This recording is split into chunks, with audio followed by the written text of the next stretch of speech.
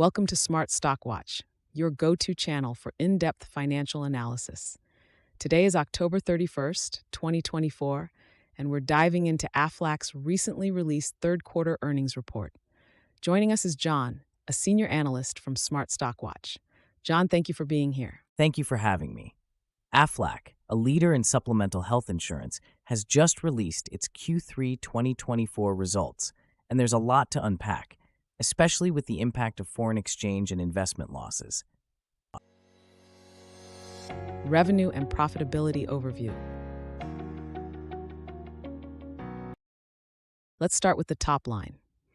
Aflac reported total revenues of $2.9 billion for the third quarter of 2024, a significant drop from $5.0 billion in the same quarter last year. John, what are the key factors behind this decline?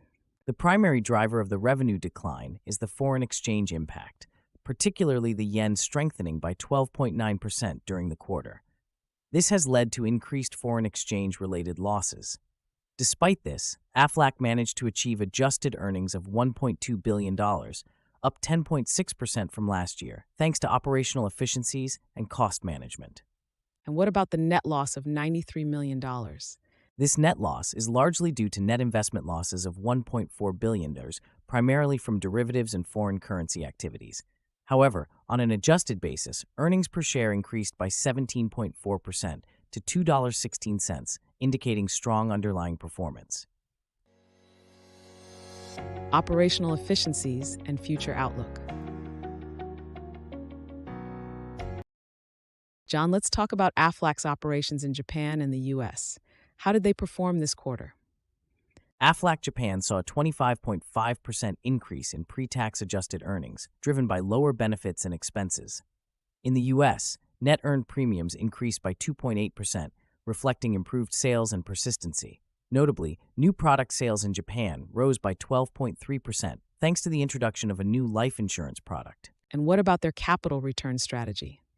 Aflac declared a fourth-quarter dividend of 50 cents per share and repurchased $500 million in shares during the quarter.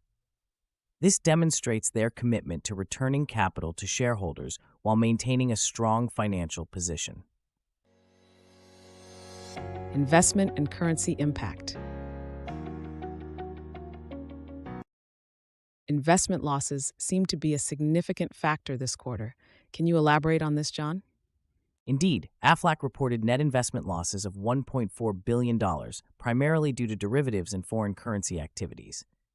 The yen-dollar exchange rate averaged 147.95, which negatively impacted earnings.